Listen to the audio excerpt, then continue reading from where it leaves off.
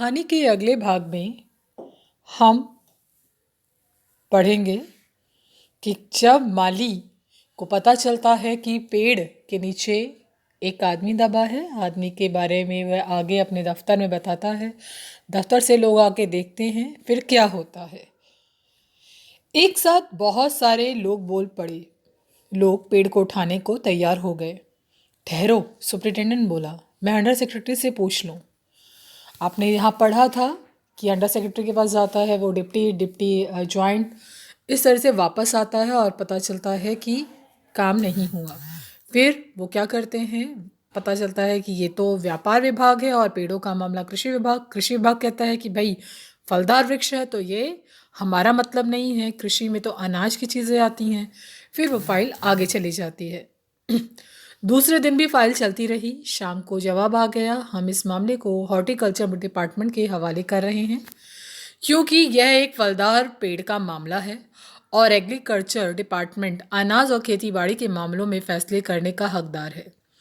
जामुन का पेड़ चूंकि एक फलदार पेड़ है, इसलिए यह पेड़ हॉर्टिकल्चर डिपार्टमेंट के अंतर्गत आता है।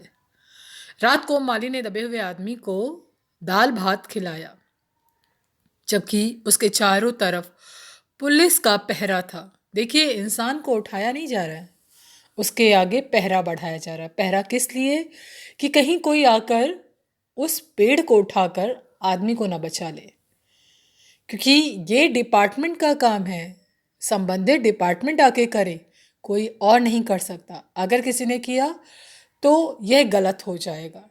इसलिए पहरा लगा दिया जाता है, उस व्यक्ति को उठाया या बचाने का प्रयास नहीं किया जाता। चूँकि माली एक संवेदनशील व्यक्ति है, वह क्या करता है, उसको आके खाना खिलाता है, उसका हालचाल पूछता है। डिपार्टमेंट दर डिपार्टमेंट फाइल बढ़ती चली जाती है। हॉर्टिकल्चर वह डिपार्टमेंट है जिसमें फलदार वृक्ष आते हैं। पेड़ को खुद से हटाने की कोशिश ना करे, इसलिए क्या हो गया है, पहरा बढ़ा दिया गया है।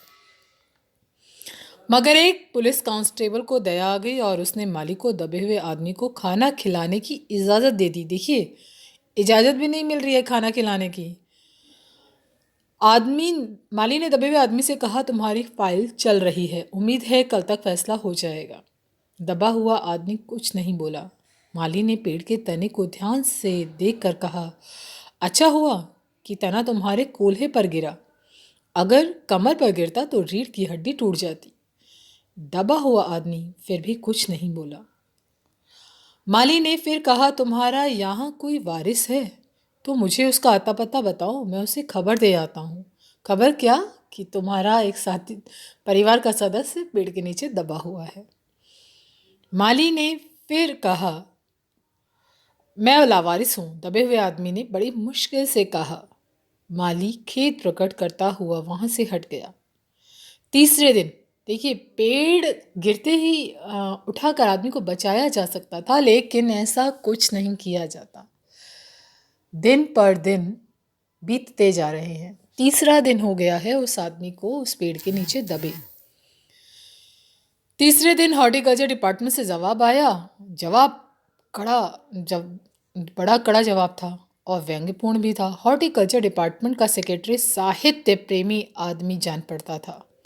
उसने लिखा, आश्चर्य है, इस समय जब हम पेड़ लगाओ स्कीम ऊंचे स्तर पर चला रहे हैं, हमारे देश में ऐसे सरकारी अफसर मौजूद हैं जो पेड़ों को काटने का सुझाव देते हैं, और वह भी एक फलदार पेड़ को, और वह भी जामुन के पेड़ को, जिसके फल जनता बड़े चाव से खाती है। हमारा विभाग किसी हालत में इस फलदार वृक्ष को काटने की इजाज़त नहीं दे सकता। अब क्या किया जाए? इस पर एक मंचले ने कहा, अगर पेड़ काटा नहीं जा सकता तो इस आदमी को ही काट कर निकाल लिया जाए। यह देखिए, उस आदमी ने इशारे से बताया, अगर इस आदमी को ठीक बीच से यानी धड़ से काटा जाए तो आधा आदमी इधर से निकल जाएगा, आधा आदमी उधर से निकल जाएगा और पेड़ वहीं का वहीं रहेगा।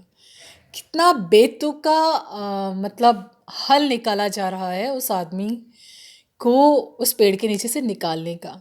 यहाँ गिरा हुआ पेड़ जो खत्म हो चुका है, उसकी कीमत इंसान की जान से ज़्यादा दिखाई जा रही है। ऐसा नहीं है कि पेड़ों के प्रति लगाव है सिर्फ अपनी कामचोरी से। कोई काम नहीं करना चाहता, अपने काम को दूसरे पर थोपना चाहता है। मगर इस तरह तो मैं मर जाऊंगा, दबे हुए आदमी ने आपत्ति प्रकट करते हुए कहा। यह भी ठीक कहता है, एक क्लर्क ने कहा। फिर क्या होता है? फिर जो है बात चलती रहती है।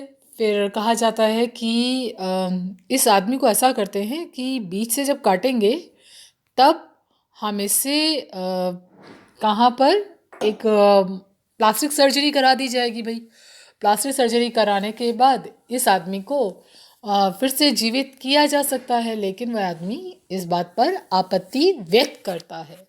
ठीक है बच्चे, आज हम इतना ही पढ़ेंगे, अगले क्लास में आगे इस पर चर्चा करेंगे।